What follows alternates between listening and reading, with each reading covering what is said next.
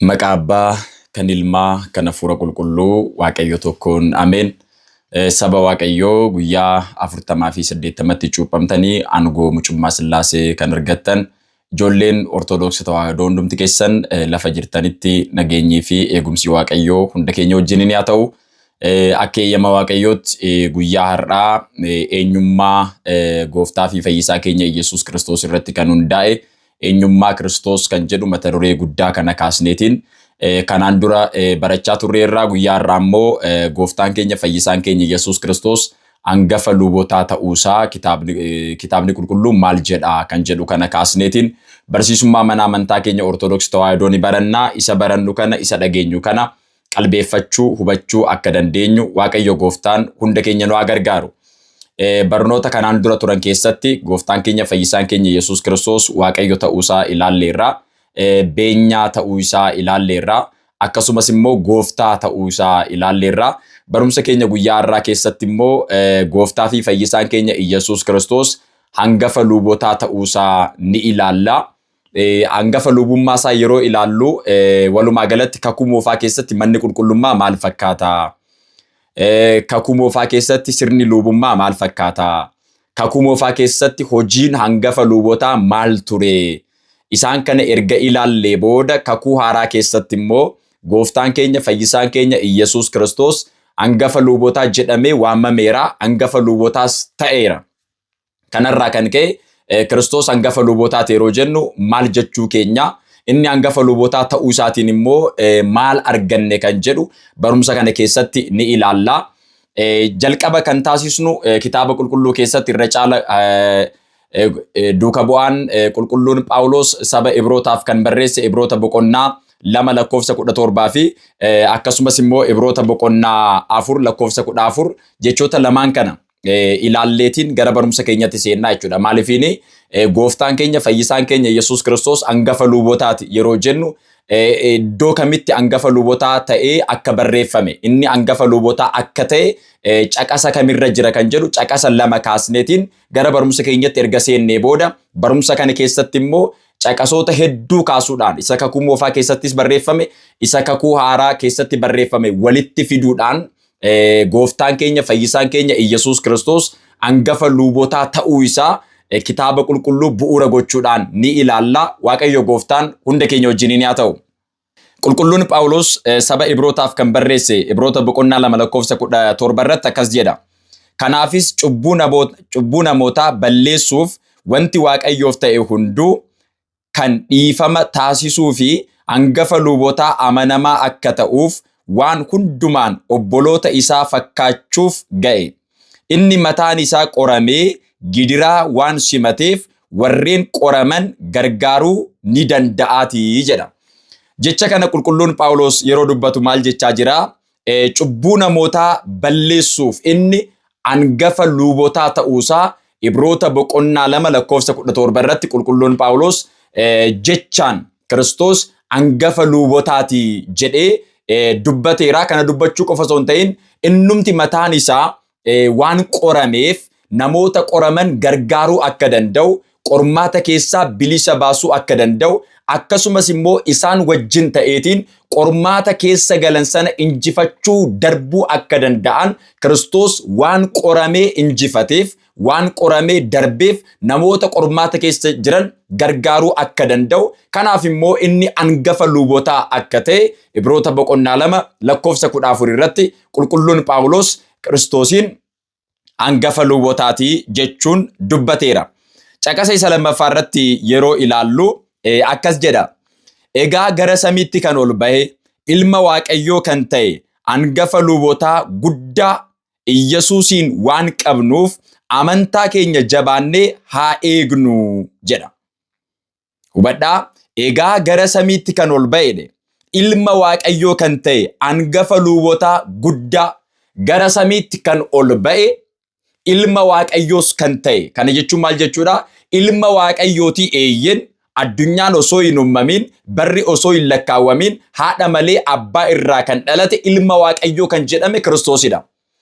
Addunyaan erga uumamee booda immoo, barri erga lakkaawwamee booda immoo dhala namaa fayyisuudhaaf durbee qulqulleettii maaramiirraa foon isheerraa foon lubbuu isheerraa lubbuu fudhateet nama ta'ee mul'ateera. Kanaaf angafa lubotaa Kiristoos angafa lubotaa akka ta'e qulqulluun Phaawulos maal jedhee egaa gara samiitti kan ol ba'eedhe ilma waaqayyoo kan ta'e angafa lubotaa guddaa Iyesuus waan qabnuuf amantaa keenya jabaannee haa eegnu jedha.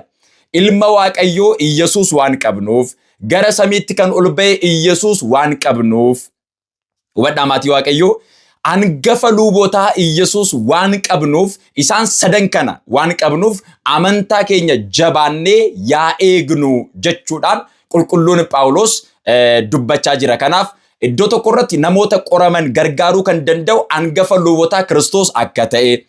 Isa lammaffaa kana irratti immoo Ibroota boqonnaa 4 lakkoofsa 14 irratti immoo maal jechaa jira qulqulluun Phaawulos gara samiitti kan ol ba'e Kiristoos ilma waaqayyoo kan ta'e Kiristoos angafa lubotaa kan ta'e Kiristoos nu wajjin jira waan ta'eef qormaata keessaa bilisa nu baasuudhaaf qormaata injifateetiin akkuma dhala namaa bilisa baase har'allee namoota qoraman gargaaruu kan danda'u isa waan ta'eef angafa lubotaa kan ta'e Kiristoos nu wajjin jira waan ta'eef isatti amannee gara isatti dhufnee isa wajjin araaramnee qormaata keessaa dukkana keessaa gara ifatti ba'uu akka qabnuu fi isatti amannee amantaa keenya cimsinee jabaannee jiraachuu akka dandeenyu angafa lubotaa kan ta'e Kiristoos gargaaraa keenya akka ta'e kitaabni qulqulluun ni dubbata jechuudha. Erga kana ilaallee caqasoota lamaan kana erga ilaallee gooftaan keenya fayyisaan keenya Iyesuus Kiristoos angafa lubotaati yeroo jennu kitaabni qulqulluun waa'ee lubummaa maal jedha kan jedhu sana ilaaluun barbaachisaadha. Jalqaba irratti manni qulqullummaan inni jalqabaa akkuma hundi keessan beektan kitaabni qulqulluun iddoo saditti qoodama. Iddoo gurguddoo sadi qaba. Inni jalqabaan bara laphee kan jedhamu sanadha.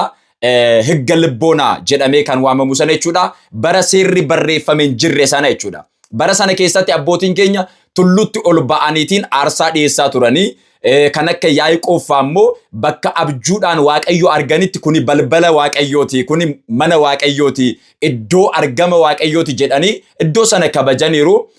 Walumaa galatti abbootiin keenya tulluu gurguddoo irratti aarsaa dhiyeessanii waaqayyo wajjiniin akkaataa sanaan waaqa waaqeffataniiru. Waaqayyo wajjiniinis araaramaniiru. Kadhannaa isaanii akkaataa kanaan immoo waaqayyoof dhiyeessaniiru. Inni sun bara seerri barreeffame hin jirre iddoon murtaa'ees bara hin jirre sana keessatti iddoon tokko murtaa'ee iddoon kun qulqulluudha. Bakka kanatti waaqayyoof sagaduu qabna. Iddoon kun mana waaqayyooti. Iddoo kanatti deddeebi'uu qabna. Torbaniin ji'aan waggaadhaan ayyaana waaqayyoo iddoo kanatti kabajuu qabna jedhamee barri murtaa'e hin jirre sana keessatti bara laphee sana keessatti abbootiin keenya akkaataa kanaan waaqayyoodhaaf aarsaa dhiyeessaa turaniiru. Inni kun higga libboonaa bara laphee isa jedhamu sanadha. Lammaffaa irratti seera ooriitii yookaan bara ooriitii kan jedhamudha. Inni kun immoo Museen tulluutti ol ba'ee waaqayyo wajjiniin haasa'ee xillaatii fudhateetiin gara ummatatti erga deebi'ee booda mana qulqullummaa dunkaanaan ijaareet mana qulqullummaa qopheesseet mana qulqullummaa kana keessatti immoo iddoo saditti qoodeetiin inni jalqabaa bakka leewwonni walitti qabamanii waaqayyo galateeffatanidha. Inni lammaffaan immoo luboonni qofti dhufaniitiin qulqulleettii kan jedhamu iddoo qulqulleettii jedhamutti luboonni waaqayyoof bakka aarsaa dhiyeessanidha. Aarsaa guyyaa ta'uu danda'a, aarsaa torbanii ta'uu danda'a. Inni sadaffaan immoo qulqulleettii qulqulleettotaa kan jedhamu qulqulleettii qulqulleettotaa kan jedhamtu ishee sadaffaa keessatti immoo angafa lubotaa kan ta'e waggaatti guyyaa tokko qofa seenee ofii isaatiif lubotaaf akkasumas immoo uummata hundaaf iddoo aarsaa inni itti dhiyeessu sun qulqulleettii qulqulleettotaa yookaan immoo qiddista qiddusaan ishee jedhamtu sanadha. Isa kana Museen eessaa fideet hojjete kan jedhu seera ba'uu boqonnaa 25 lakkoofsa 40 irratti barreeffameera. Waaqayyoon tulluu irratti isaaf mul'iseet fakkeenya kanaan gadi bu'iitii lafarratti hojjedhu jedhee itti agarsiiseet fakkeenyuma sanaan lafarratti gadi bu'eetiin fakkeenya tulluu irratti arge sana isa waaqayyo itti agarsiise sana isuma sana sammuu isaa keessatti qabateet waaqayyo isaaf ibseet lafa dhufeetiin immoo isuma tulluu irratti arge sana fakkeenya sanaan osoo hin dogoggorin lafarratti hojjetee sirni waaqeffannaa mana qulqullummaa keessatti iddoo murtaa'e tokkotti akkaataa kanaan itti fufeera jechuudha. Inni sadaffaan mana kiristaanaa ishee kakuu haaraa keessa jirtudha. Manni kiristaanaa isheen kakuu haaraa har'a keessatti waaqeffannaa jirru kun fooniif dhiigni Iyyasuus Kiristoos iddoo itti qophaa'u, Waaqayyo Gooftaan iddoo itti argamu, namoonnis kadhannaa isaanii gara Waaqayyootti kan dhiyeessan, akkasumas immoo sirna qiddaasee irratti hirmaachuudhaan Waaqayyo kan itti waaqeffatan, hafuuraa fi amantaadhaan Waaqayyoof kan sagadan iddoon murtaa'e kun mana kiristaanaa jedhama. Kanaaf seera laphee keessatti, seera ooriitii keessatti, seera wangeelaa keessatti, kakuu moofaa fi kakuu haaraa keessatti sirni waaqeffannaa maal akka fakkaatu kitaabni qulqulluun seenaa kana bal'inaan ni dubbata. Manni kiristaanaa keenyas immoo isa kana ni barsiiste jechuudha. Kanaaf jalqaba irratti Museen Waaqayyo irraa barateet seera ba'uu boqonnaa 25 lakkoofsa 40 irratti Waaqayyoon akkuman sitti agarsiise fakkeenya kana qabadhuutii hojjedhu, of eeggannoodhaan hojjedhu jedhee akkuma itti hime. Museen isa kana qabateetiin mana qulqullummaa ishee jalqabaa akkaataa kanaan hojjeteera jechuudha. Mana qulqullummaa ishee jalqabaa kana Museen akkaataa kanaan erga hojjetee booda qoomoo Leewwii keessaa ijoolleen Aaroon lubummaadhaan muudamanii mana Waaqayyoo akka tajaajilan, akkasumas immoo Aaroon hangafa lubootaa ta'uudhaan qulqulleettii qulqulleettotaa keessa seeneet waggaatti guyyaa tokko mana sana keessa seenee akka tajaajilu Waaqayyoon ajaja kana erga baasee booda Museen akkuma Waaqayyo irraa dhaga'e sanaan isa kana raawwateera jechuudha. Kanarraa kan ka'e Museen akkuma dubbate qulqulleettii qulqulleettotaa kan jedhamtu, qiddista qiddusaan kan jedhamtu kun ishee keessa maaltu ture? Hangafni lubootaa waggaatti guyyaa tokko mana sana keessa yeroo seenu maal qabatee seenaa? Maaliif seenaa? Yoom seena kan jedhu amma ni ilaalla. Inni jalqabaa luboonni kan muudaman, ijoollee Aaroon kan ta'an muudama kana, aangoo kana kan argatan isaan torbaniinis haa ta'u, guyyaadhaanis haa ta'u, ji'aanis haa ta'u gara qulqulleettii seenaniitiin aarsaa Waaqayyoodhaaf ni dhiyeessu. Kadhannaa uummatarraa fudhataniitiin kennaa uummataa fudhataniit gara Waaqayyootti dhiyeessuudhaaf akkaataa kanaan muudamaniiru, aangoo kanaanis tajaajilaa jiru. Hangafa lubootaa kan jedhame garuu waggaatti guyyaa tokko gara qulqulleettii qulqulleettotaa seena. Hubadhaa maatii Waaqayyoo. Gara qulqulleettii qulqulleettotaa yeroo seenu qulqulleettii qulqulleettotaa kan jedhamtu kana keessatti wantoota hedduutu jiru. Inni jalqabaa tsillaatii Museen Waaqayyo irraa fudhate erga cabsee booda akka jalqabatti hojjedhu jedhee seera ba'uu boqonnaa 34 lakkoofsa 1 irratti barreeffame akkuma jiru Waaqayyoon erga ajajee booda Museen ajaja kana simatee hojjeteera. Tsillaatiin sun achi keessa jira, qulqulleettii qulqulleettotaa keessa jira. Inni lammaffaan bultoo tsillaatii kan ta'e taabota kan jedhamus achuma keessa jira. Akkasumas immoo osoo hin dhaabiin kan biqilte uleen Aaroon achi keessa jirti jechuudha. Isaan kun guutuun achi keessa jiraachuun isaanii bakka kabajni Waaqayyoo itti mul'atu, argamni Waaqayyoo bakka itti mul'atu, ulfinni Waaqayyoo bakka itti mul'atu waan ta'eef hangafa lubootaa kan ta'e waggaatti guyyaa tokko iddoo ulfinni Waaqayyoo itti mul'atu kana seenaa jechuudha. Waggaatti guyyaa tokko seena malee guyyaa guyyaadhaan qulqulleettii qulqulleettotaa seenuu hin danda'u. Torbaniin seenuu hin danda'u, ji'aan seenuu hin danda'u. Isa kana immoo seera Leewwotaa boqonnaa 16 lakkoofsa 1 hanga 2tti dubbisaa Waaqayyoon ajajeera. Waggaatti guyyaa tokko qofa akka seenu itti himameera jechuudha. Yeroo kana godhu hangafa lubootaa kan jedhame inni kakuu moofaa keessa jiru kun akkamittiin waggaatti guyyaa tokko seena yeroo jennu jalqaba hoolaa qopheessa. Beelladoota keessaa aarsaa kan ta'an ni qopheessa. Hoolicha kan erga qopheessee booda jalqaba cubbuu isaatiif aarsaa dhiyeessa. Hubadhaa maatii Waaqayyoo, cubbuu isaatiif aarsaa dhiyeessa, cubbuu lubootaaf aarsaa dhiyeessa, uummataaf aarsaa dhiyeessa. Kanarraa kan ka'e hoolichi kun cubbuu tokko malee cubbuu hangafa lubootaa ni fudhata, cubbuu lubootaa ni simata, akkasumas immoo cubbuun uummataa hoolicha kanarratti darba. Hoolichi kun cubbuu osoo hin hojjetiin cubbuu hangafa lubootaa kan lubootaa fi kan uummataa erga fudhatee booda ni qalama. Hangafni lubootaa kun dhiiga hoolaa kana qabateetiin waggaatti guyyaa tokko ofii isaatiif jedheet luubotaaf jedheet uummataaf jedheet aarsaa dhiyeessuudhaaf gara qulqulleettii qulqulleettotaa ni seenaa jechuudha. Erga seenee booda aarsaa kana dhiyeessa waggaatti guyyaa tokko. Cubbuu hojjetee seenuu hin danda'u. Maaliif yoo jettan iddoon inni galu sun qulqulleettii qulqulleettotaa jedhama. Kanarraa kan ka'e dursa aarsaa dhiyeesseera cubbuu isaatiif jedheet. Aarsaa sana qabateetiin dhiiga hoolaa qabateet waggaatti guyyaa tokko erga seenee booda achi keessatti immoo aarsaa kana eenyuudhaaf dhiyeessaa? Waaqayyoodhaaf dhiyeessa. Iddoo kana irratti qaama sadiitu jira. Inni jalqabaa aarsaa kana kan dhiyeessu hangafni luubotaa jira.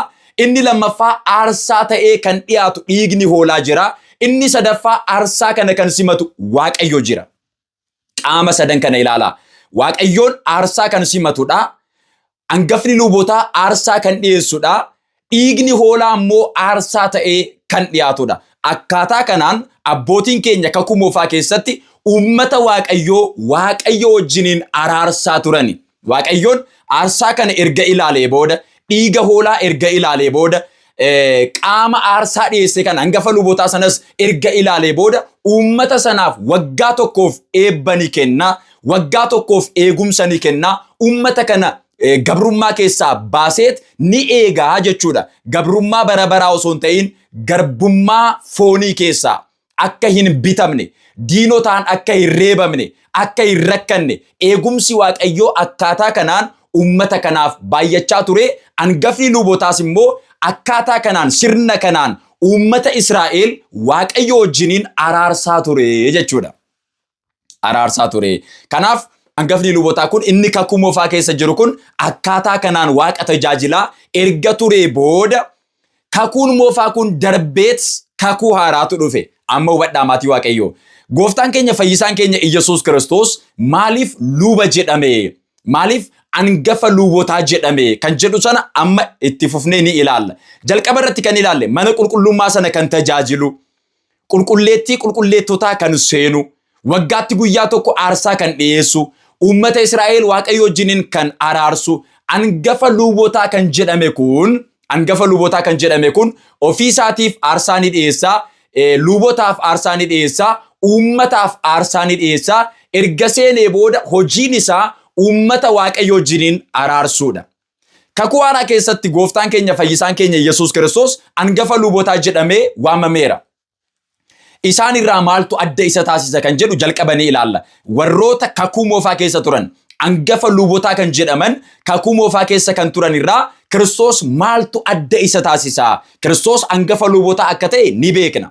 Hangafa luubotaa akka ta'es ni amanna. Inni hangafa luubotaa akka ta'e kitaabni qulqulluun sirriitti ni dubbata. Jalqaba caqasa 2 kaasneerra. Ibroota boqonnaa 2 lakkoofsa 17 fi Ibroota boqonnaa 4 lakkoofsa 14 kaasneerra. Isaan lamaan kun Kiristoos hangafa luubotaa akka ta'e. Hangafa luubotaa waan ta'eef namoota qormaataan qabaman gargaaruu akka danda'u. Hangafa luubotaa waan ta'eef ilma Waaqayyoo hangafa luubotaa isa guddaa gara samiitti kan ol ba'e waan ta'eef immoo amantaa keenyaan cimnee jiraachuu akka dandeenyu akka nu gargaaru dursa kaasneerra. Garuu immoo hangafa luubummaa Kiristoos maaltu adda isa taasisa kan jedhu qabxiilee muraasa ni kaasna. Inni jalqabaa Kiristoos aangoo fi amala isaatiin hangafa luubotaa ta'e. Warreen kaan aangoo eenyurraa argatan? Waaqayyorraa argatani. Warri Leewotaa qoomoon Aaroon hangafa lubummaa kana eenyurraa argatanii? Waaqayyorraa argatan. Kiristoos garuu aangoo isaatiin, amalummaa isaatiin, qaama tokkorraallee aangoo kana osoo hin fudhatiin nama ta'ee waan mul'ateef inni jecha ture jedhamee barreeffameera. Wangeela qulqulluu Yohaannis boqonnaa 1 lakkoofsa 1 hanga lakkoofsa 5 jalqaba jechatu ture. Jechi kun Waaqa bira ture. Jechi kun addunyaa kan uume akka ta'e erga dubbatee booda Wangeela Yohaannis boqonnaa 1 lakkoofsa 14 irratti immoo jechi foon ta'e jedhee qulqulluun Yohaannis dubbateera. Kanaaf jecha kan jedhame Waaqa kan ta'e isa mul'atus isa hin mul'annes hundasaa kan uume gooftaan keenya fayyisaan keenya Iyyasuus Kiristoos aangoo isaatiin, eeyyama isaatiin nama ta'ee waan mul'ateef bara nama ta'ee mul'ate kana keessatti immoo kakuu moofaa keessatti isaan maal hojjechaa turanii hangafa luubotaa kan jedhaman kakuu moofaa keessatti uummata barsiisaa akka turan, ummata araarsaa akka turan, aarsaa dhiyeessaa akka turan, ummataaf kadhachaa akka turan kitaabni ni dubbata. Inni kun garuu osoo qaama kamirraayyuu hin fudhatiin aangoo isaatiin, amalummaa isaatiin hangafa lubootaa ta'ee tajaajileera. Tajaajilli Kiristoos maal fakkaata? Kiristoos aangoo isaatiin fayyisaa ture. Kiristoos aangoo isaatiin namoota beela'an beela baasaa ture. Kiristoos aangoo isaatiin barsiisaa ture. Barsiisummaan isaa aangoo isaatiin. Kanarraa kan ka'e inni amalummaa isaatiin, aangoo isaatiin qaama kamirraayyuu osoo hin fudhatiin hangafa lubootaa ta'ee waan mul'ateef isaan kanarraa adda kan ta'edha. Isaan sun dibamaniiti. Dibaatii waaqayyoorraa argatanii, kennaa waaqayyoorraa argatanii, aangoo waaqayyoorraa argatanii muudamaniiti. Kiristoos garuu matuma isaatiin inni amalummaa isaatiin waaqa waan ta'eef aangoo qaama kamirraayyuu osoo hin argatiin eeyyama isaatiin nama ta'ee mul'ate hojii kana hojjeteera, tajaajila kanas immoo tajaajileera jechuudha. Kan biraa maaltu adda isa taasisaa kan jedhu ilaalaa jirra. Maaltu adda isa taasisaa? Aangoo fi amalummaa isaatiin adda ta'a Kiristoos. Warri kakuu moofaa maal hojjechaa turan? Hangafa lubootaa kakuu moofaa keessa kan jiru jalqaba ofii isaatiif aarsaa kan dhiyeessudha jenneerra. Lubootaaf aarsaa kan dhiyeessudha. Ummataaf aarsaa kan dhiyeessudha. Ummataaf aarsaa kan dhiyeessudha. Kiristoos garuu ofii isaatiif aarsaa hin dhiyeessine. Maaliif yoo jettan inni qulqulluu waan ta'eef. Isaan kun cubbuu Addaamiin qabamaniiru. Kanarraa kan ka'e hanga fedhe qajeeltota yoo ta'an, hanga fedhe qulqulloota yoo ta'an illee cubbuun Addaam darbee isaan tuqeera. Kanarraa kan ka'e isaan qulqulloota waan hin taaneef of eeggannoodhaan kan jiraatanidha. Mana Waaqayyoo osoo hin seenin dura qulqullummaadhaan kan jiraatanidha. Akkasumas immoo qaama isaanii dhiqachuudhaan, dhaqna isaanii dhiqachuudhaan, aarsaa dhiyeessuudhaan qulqullaa'aniiti kan mana Waaqayyoo kan seenan.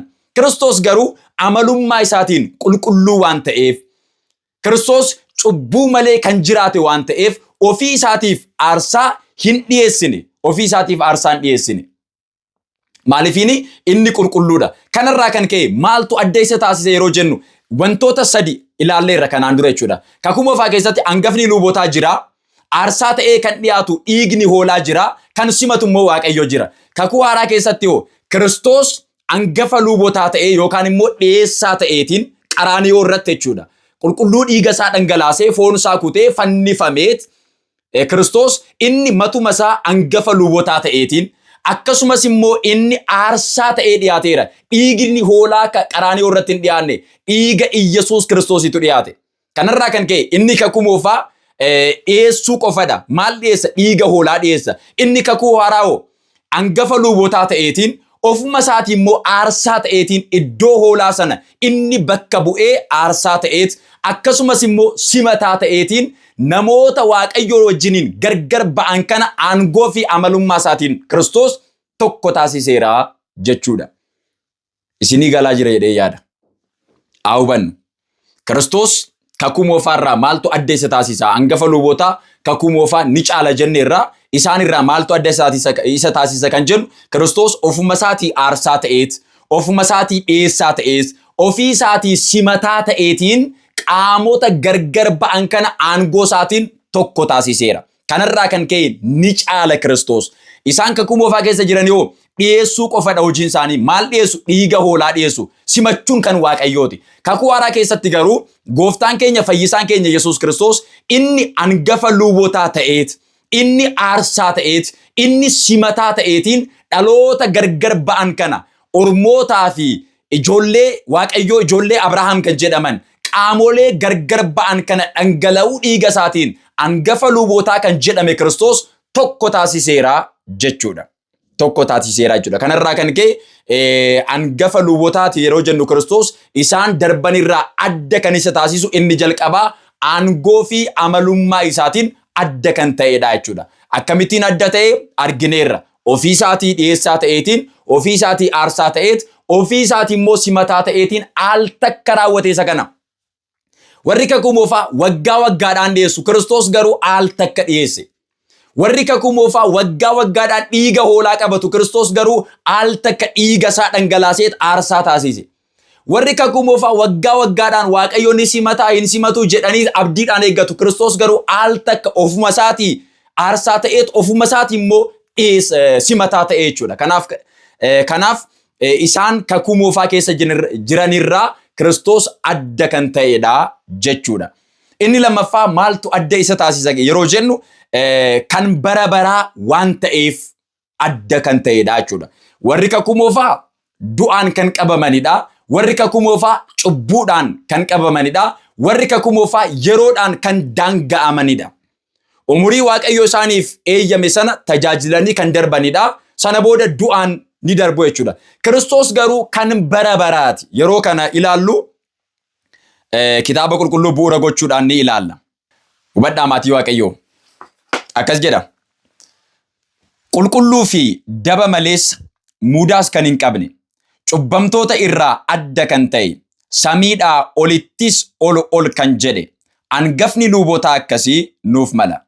Innis akka hangafa luubotaa isaan sanaatti dursee waa'ee cubbuu isaa, booda irras waa'ee cubbuu ummataaf guyyaa guyyaan aarsaa dhiyeessuun isa hin barbaachisu. Ofii isaa yeroo of dhiyeessetti kanas yeroo tokko raawwatee taasisee jira hoo jedha. Kanarraa kan ka'e warri kakuu moofaa keessa turan waggaa waggaadhaan waa'ee ofii isaanii, waa'ee luubotaa fi waa'ee ummataa aarsaa dhiyeessu. Kiristoos garuu al takkatti qaraaniyoo irratti fannifamee dhiiga isaa dhangalaasee inni hojii qaraaniyoo irratti guyyaa tokko al takka hojjete isaan dura kan du'an fayyiseera, isaan booda kan jiranis hunda kan fayyisu aangoo kan qabudha. Kanaaf Kiristoos bara baraan jiraataadha. Yeroo tokko dhiiga isaa dhangalaasee inni mirga gooftaa taa'eera, mirga Waaqayyoo taa'eera. Yeroo tokko dhiiga isaa dhangalaasee foon isaa kutee hangafa luubotaa ta'ee qaraaniyoo irratti fannifamee hojii kana al takka bara baraaf hojjetee mirga Waaqayyoo taa'eera. Gara aangoo isaatti deebi'eera. Kanarraa kan ka'e warri kaan waggaa waggaadhaan dhiyeessuu inni al tokko dhiyeesse. Warri kaan dhiiga hoolaa dhiyeessuu inni dhiiga isaa dhiyeesse. Warri kakuu moofaa keessa turan waggaatti guyyaa tokko mana qulqullummaa seenuu inni garuu al takkatti dhiiga isaa aarsaa godheetiin namoota gargar ba'an Waaqayyoo jiriin adda kan ta'an tokko taasisuudhaan hunda keenya birmaduu nu baaseera jechuudha. Kanaaf isaanirraa adda kan ta'edha. Inni kan biraa Kiristoos gonka waan ta'eef warri kaan gonka miti. Dadhabina qabu, hir'ina qabu, cubbamootas waan ta'eef jechuudha. Cubbamoota waan ta'aniif isaan dadhabina qabu, hir'ina qabu. Kiristoos garuu gonka waan ta'eef isaanirraa adda kan ta'edha. Ibroota boqonnaa 9 lakkoofsa 25 hanga 28 kan jiru haa ilaallu. Akkas jedha. Akkuma hangafni luubotaa raawwachaa turetti, kunis waggaa waggaadhaan dhiiga qabatee gara qulqulleettii galaa akka ture yeroo hunda ofii isaa aarsaa kan taasisu miti.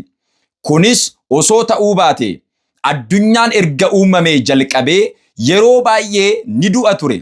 Amma garuu isa aarsaa taasisuun inni gooftaan keenya hangafa luubotaa isa bara baraa waan ta'eef cubbuu dhala namaa hunda balleessuuf yeroo tokko mul'ate. Namaaf duuti yeroo tokkodha. Sana booda murtiitu isa eeggata.